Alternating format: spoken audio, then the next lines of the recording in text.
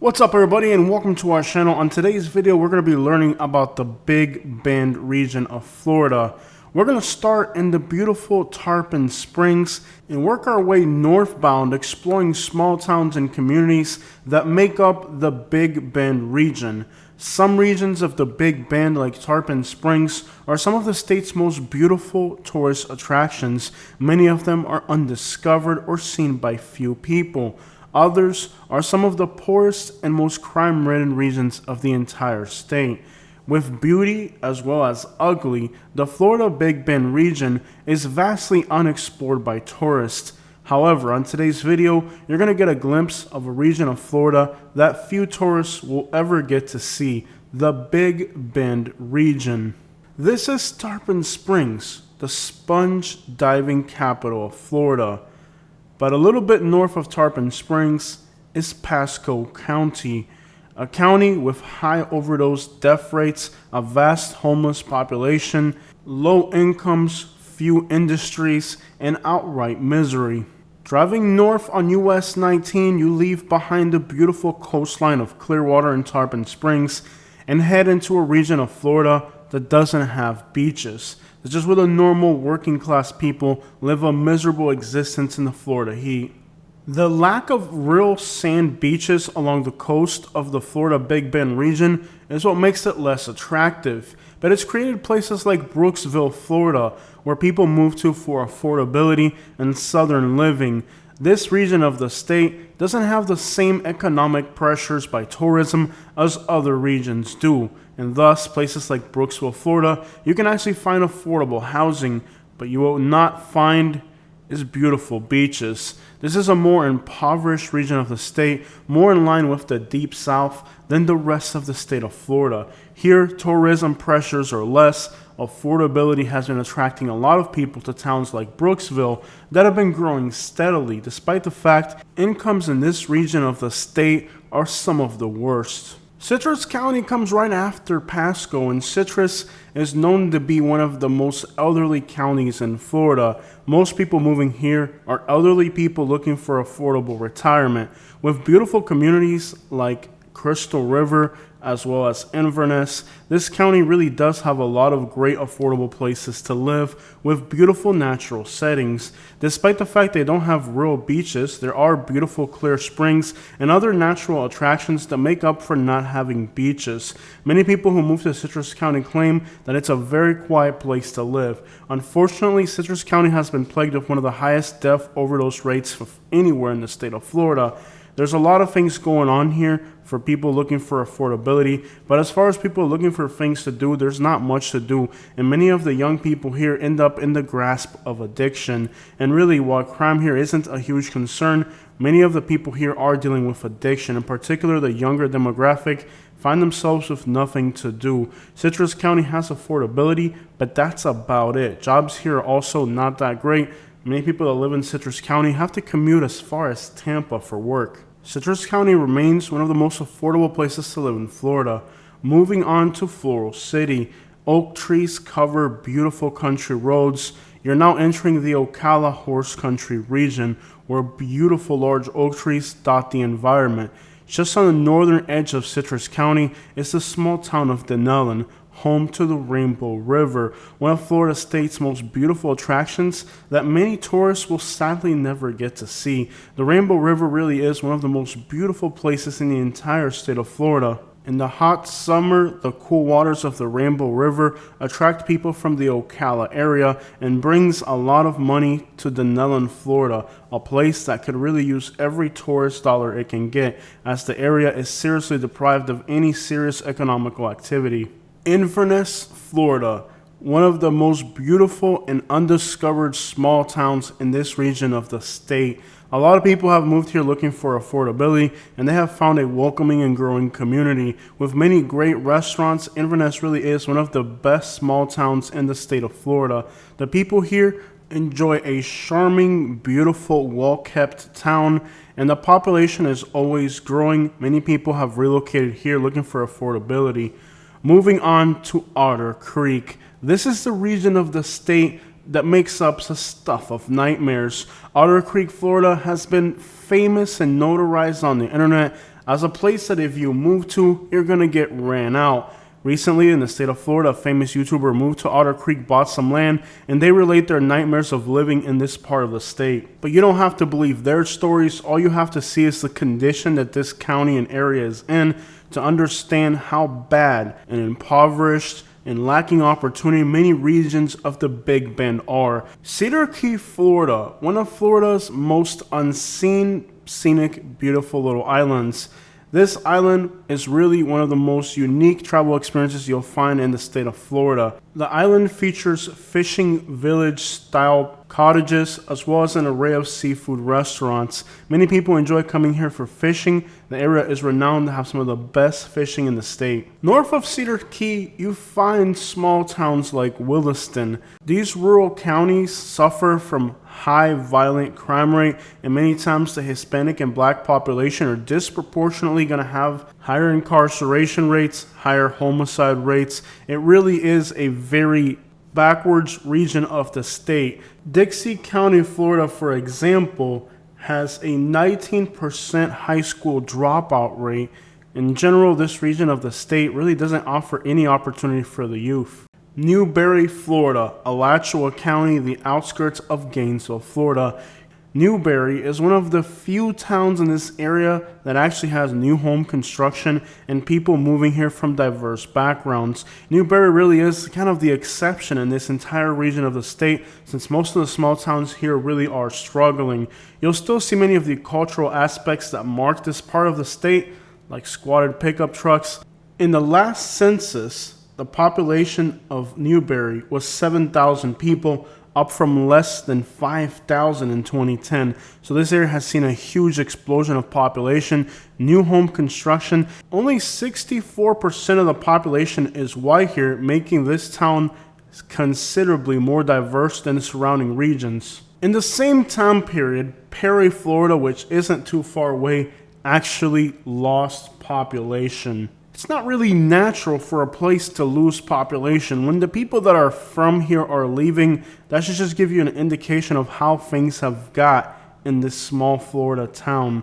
We're talking a town that's been plagued with high homicide rates, incredible income and crime inequality, which means that Hispanics and Black families are disproportionately several times more likely to be victimized than the white population. Yeah, unfortunately, the state of Florida has to deal with the fact that Perry exists. Now, this town is the butt of all jokes in Florida. I mean, if it's a Florida meme, chances are the butt of the joke is going to be Perry, Florida. This town really hits all the stereotypes of all the negative context you can think about Florida, from squatted trucks to Florida man to just anything bad and negative. This town really lives up to its reputation.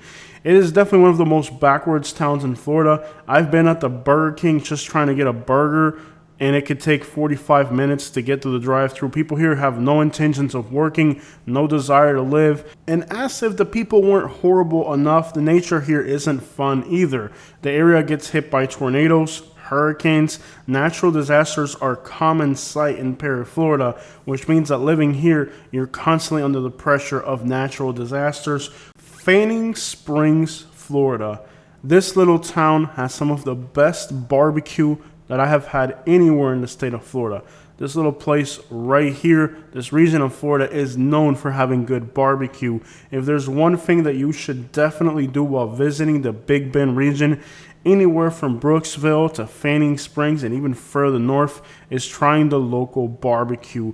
Dixie County, Florida. Now, this county is again analytically a complete crap hole. Income, safety, none of that matters here. And now drug overdoses have increased in this region of the state.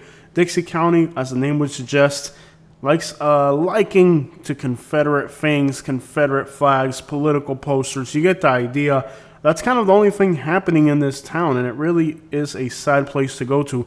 You're going to see rebel flags everywhere, Trump flags everywhere. These people are really into their politics. What they're not into is getting a job, lowering their crime rates, or making sure that their families have a future. The people here, as long as they have a crack pipe and some moonshine, are happy.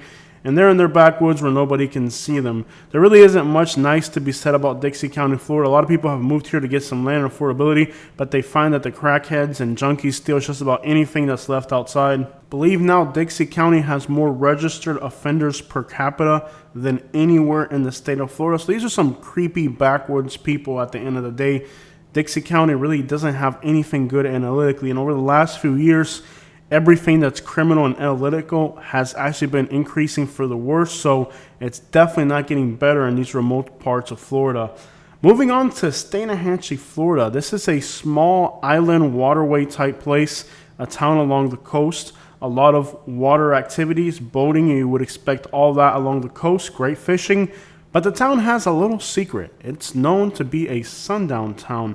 It has a very small black population, and many black people that have traveled here have been told that it's a sundown town and you should probably get out of here before it gets dark. Now, when you make claims like that on the internet, the locals will say that we would never do something like that, Jose.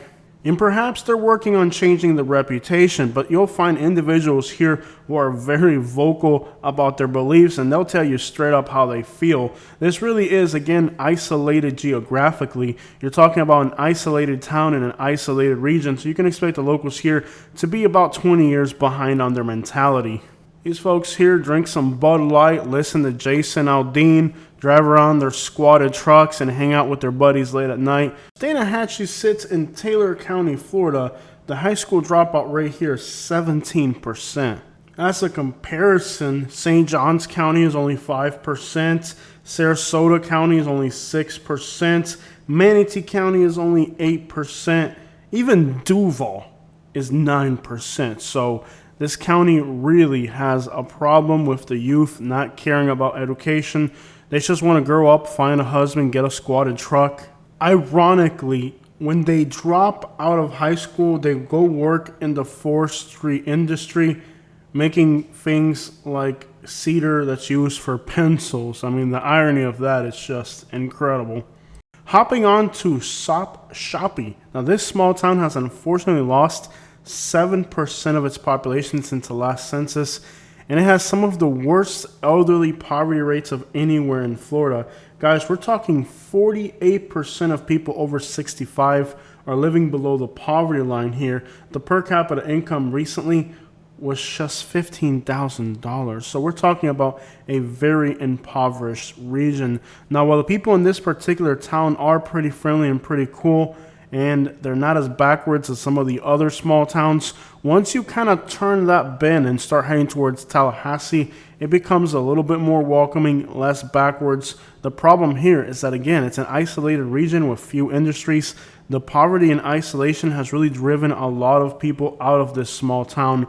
I don't think that these small towns are bad or evil places, but in particular here, the problem really is just lack of opportunities. And with the elderly population having just a large percentage in poverty, giving you an idea, in most places, it's the people under 18 who are in poverty at a greatest percentage.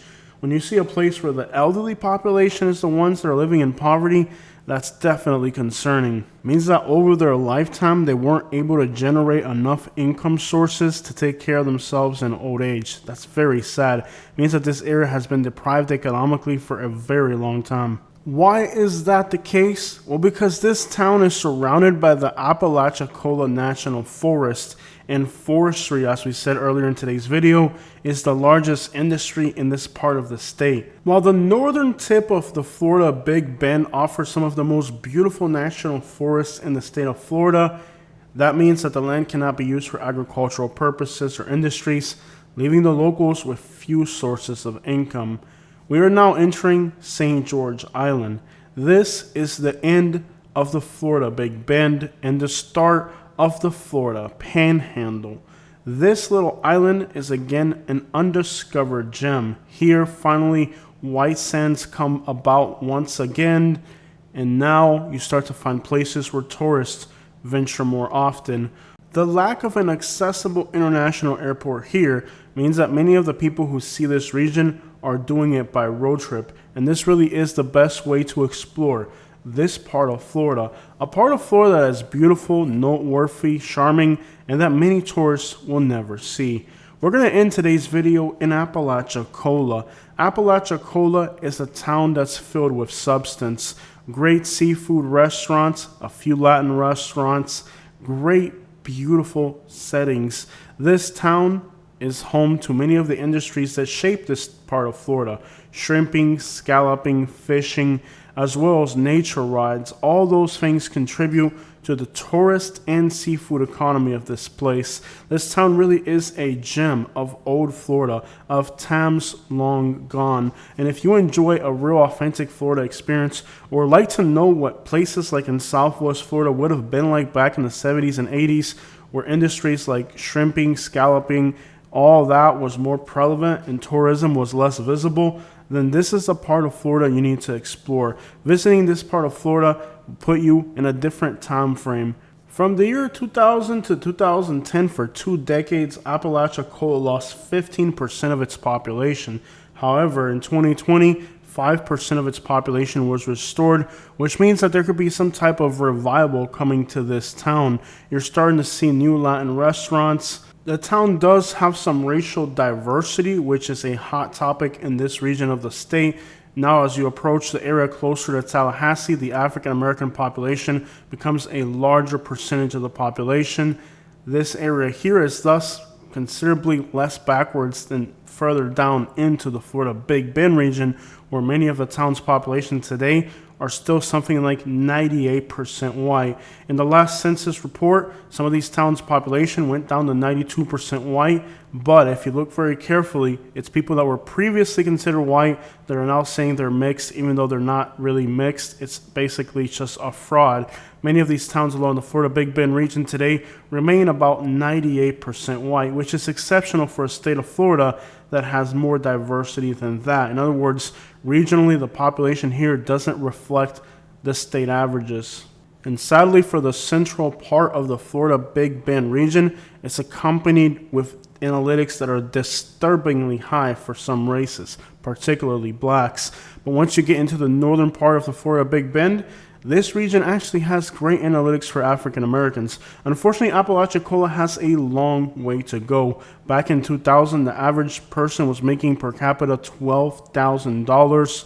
And here, the elderly population isn't as much in poverty as the youth is. Simply, the youth doesn't have too many options. But despite that, the overdose death rates now in this northern part of the Florida Big Bend are much lower than anywhere in the state of Florida, particularly because there's a larger African American population, and the African American community is proportionally less likely to end up overdosing than the white population in general. White populations that are near other races that have lower overdose rates are also going to have lower overdose rates.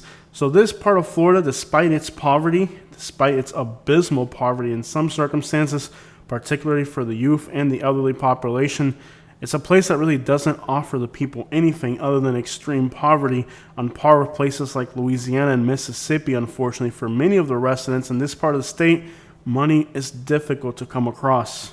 While some communities are starting to see a growing population, more diversity, higher incomes, other communities are simply losing population. While many people may feel that that could destroy or wear down the area's cultural essence, in reality, what it means is that these towns that were going to die otherwise now have the hope of new people coming in and continuing the legacy of these towns. Today, we were able to together explore a region of the state that many people will never get to see.